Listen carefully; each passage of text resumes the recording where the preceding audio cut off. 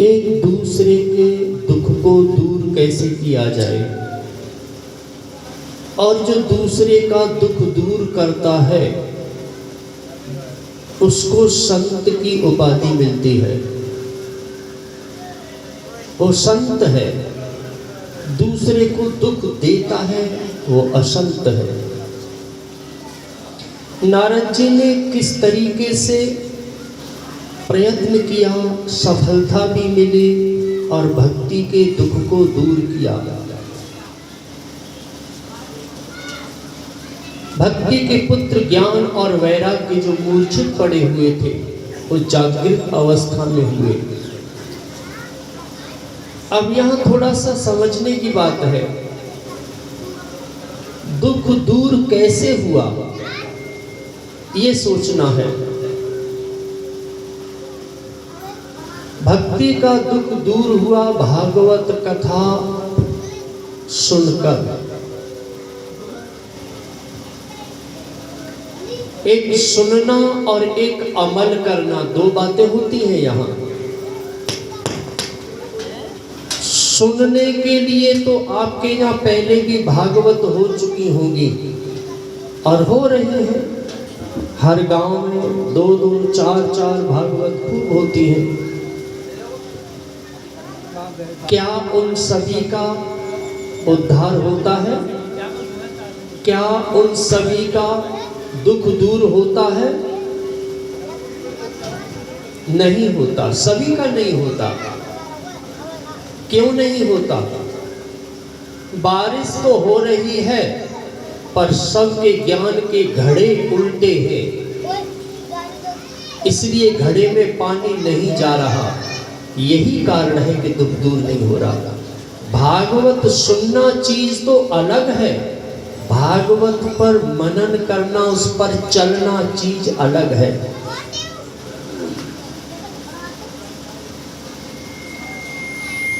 अब मानने को तो ये भी मालूम है कि गेहूं के आटे में पानी डालो, फिर गूंदो, फिर रोटियां बनाओ, फिर तवे पर डालो, चूल्हे पर सेको।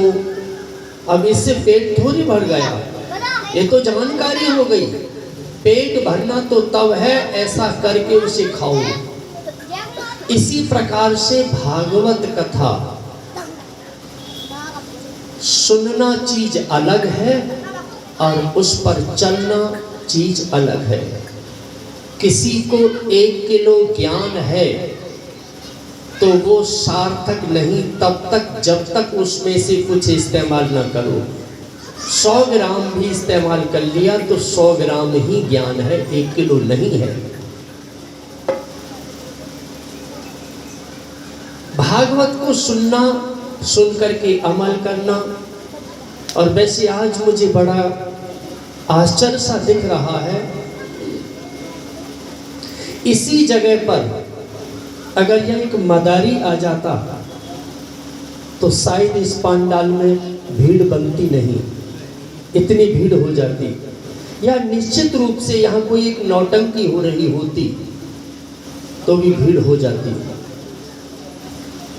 अब देखा जाए तो इसमें हम उनकी गलती भी नहीं मान सकते। राम कथा के तेहि अधिकारी, जिनको सत्संगत अति प्यारी। सूत जी महाराज कथाएं सुना रहे थे ऋषियों को। नेमी सारण्य स्थान में रोमहर्षण जी महाराज ऋषि मुनि बैठे हुए, 88,000 ऋषि और सबके अग्रजा शौनक ऋषि। देखिए कल भी हमने बोला था कोई भी पैर नहीं छुपाएंगे। जो भी परीक्षित यज्ञपति बैठे हैं पैर नहीं छुएंगे, ये हमारे शास्त्रों के खिलाफ है, हमारे ग्रंथों में लिखा हुआ है। अब भी नहीं मान रही बहन जी, कोई फर्क नहीं है इनके ऊपर, कोई फर्क नहीं है। व्यास जी बकवास कर रहे हैं, करते रहिए, हम तो ऐसे ही छुएंगे। तो फिर आप छूते रहिए और हम मना करते रहेंगे। शास्त्रों के खिलाफ है ये कि जहां भगवान है, भगवान की प्रतिमा के सामने किसी के चरण स्पर्श नहीं करना चाहिए। और यहाँ भी हमारा गोविंद बैठा है। यहाँ किसी को कोई आदर सम्मान की आवश्यकता नहीं है। मैं फिर एक बार से कह रहा हूँ, जहाँ तक मेरी आवाज़ जा रही है, गांव में भी किसी को कोई भी आदर सम्मान की जरूरत नहीं है। केवल जरूरत है तो अपने कान कथा में लगाने की। क्योंकि 2 घंटे की कथा में या 3 घंटे की कथा में हो सकता है मेरे मुंह से कोई ऐसा शब्द निकल जाए जिससे तुम्हारा भला हो जाए। हर एक शब्द पर ध्यान दीजिए। और जब भी भला हुआ है, जिनका भी भला उद्धार हुआ है, एक शब्द से ही हुआ है, एक शब्द से।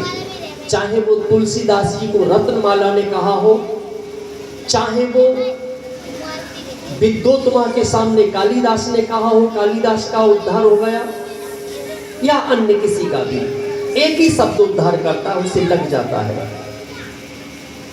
तो मैं सबसे यही कहूँगा, अपने कान कथा में लगाइए। इसका मान, इसका सम्मान, इस बात को छोड़ दीजिए। और परीक्षित और इनकी धर्मपत्नी जी और यज्ञपति और इनकी धर्मपत्नी जी, इनसे विशेष रूप से आग्रह है, जब भी कोई आता है चरण स्पर्श के लिए दूर मना कीजिए, पैर ना फैलाएं, क्योंकि तुम्हारा पुण्य फल तो वो ले गई।